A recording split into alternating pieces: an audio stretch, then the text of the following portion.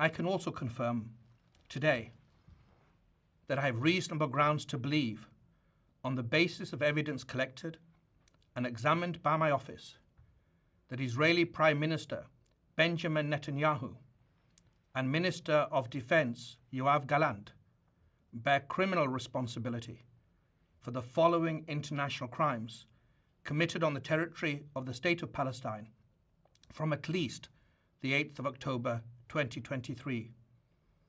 The crimes include starvation of civilians as a method of warfare, willfully causing great suffering, serious injury to body or health or cruel treatment, willful killing or murder, and intentionally directing attacks against a civilian population, as well as crimes against humanity of extermination and or murder, persecution, and allegations of crimes of committing other inhumane acts. It's alleged that these crimes were committed in the context of the ongoing armed conflict and as part of a widespread and systematic attack against the civilian population of Gaza pursuant to a state policy. Unfortunately, these crimes continue to this day. My office submits that these individuals, through a common plan, have systematically deprived the civilian population of Gaza of objects indispensable to human survival. We have reached that conclusion based upon interviews with survivors, many eyewitnesses, experts, from satellite imagery, statements from Israeli officials, including the 2 individuals subject to the present application, as well as based upon several hundred authenticated videos, photographs, and audio recordings, many of which were taken and shared by victims and eyewitnesses themselves. This systematic deprivation resulted from a decision to impose a total siege on Gaza by completely closing the 3 border crossing points, Rafah, Kerem Shalom, and Erez, for extended periods of time, and by arbitrarily restricting the transportation of essential supplies, including food and medicine, through the border crossings after they were reopened. The siege, the total siege, also involved cutting off cross-border water pipelines from Israel to Gaza, which is the principal source of clean water for the population in Gaza. It was cut off for prolonged periods beginning on the 9th of October 2023, and it was accompanied by the cutting off or hindering of electricity supplies to Gaza from the 8th of October 2023 until today. That conduct took place alongside attacks that killed civilians, including people queuing for food, the obstruction of aid delivery by humanitarian organizations, and attacks on aid workers that forced many of those same humanitarian organizations to either cease operations or limit their life-saving efforts in Gaza. The tragic effect of the use of starvation as a method of warfare against Gaza's civilian population is acute, it's visible, and it's widely known, and it's confirmed by multiple witnesses and victims, including local and foreign medical doctors. That starvation has caused and continues to cause deaths, malnutrition, dehydration, and profound suffering among the population. Famine is already present in some areas of Gaza, and it is imminent in others. My office charges Netanyahu and Galant as co-perpetrators and as superiors in the commission of these alleged crimes. Israel, like all states, has the right to defend its population. It has every right to ensure the return of hostages that have been criminally and callously taken. Those rights, however, do not absolve Israel of its obligations to comply with international humanitarian law.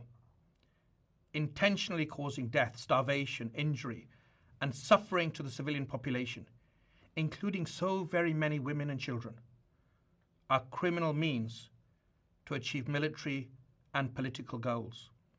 That's what we allege. As I have repeatedly underlined, since last year in Egypt, in Israel, and in Palestine, and again this year, those who do not comply with the law should not complain later when my office takes action based upon solid evidence. That day has come. Today we underline in the clearest possible fashion that international law and the laws of armed conflict apply to everyone. No foot soldier, no commander, no civilian leader, no one can act with impunity. Nothing on earth can justify willfully depriving human beings, including women and children, babies, the old and the young, of the basic necessities required for life. Nothing on earth can justify hostage taking or the targeting and killing of civilians.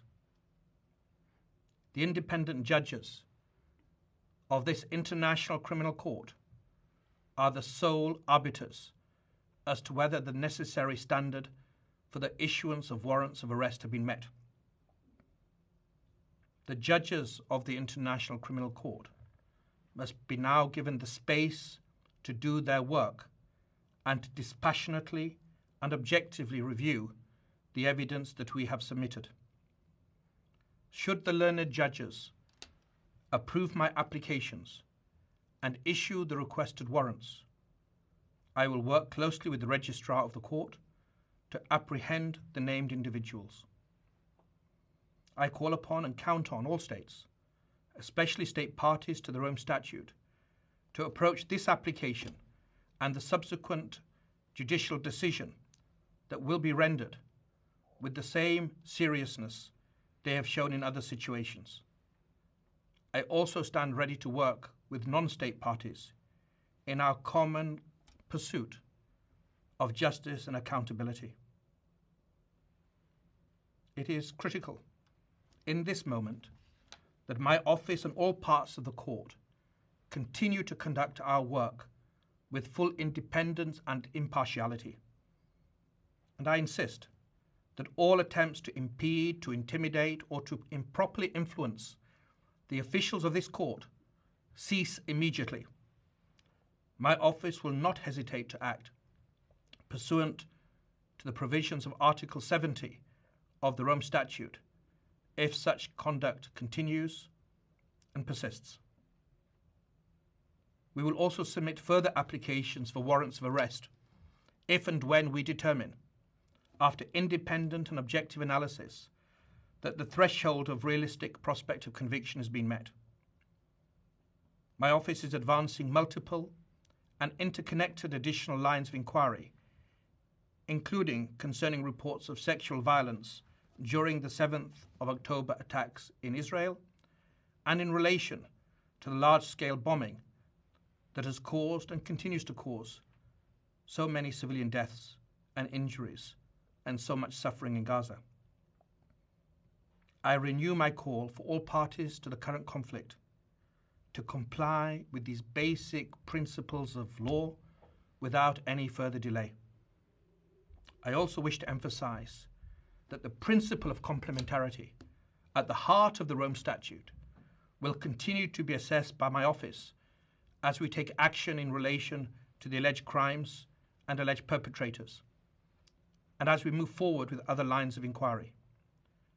But complementarity requires us to defer to national authorities only when they sincerely engage in independent and impartial judicial processes that do not shield suspects from accountability and which are not a sham.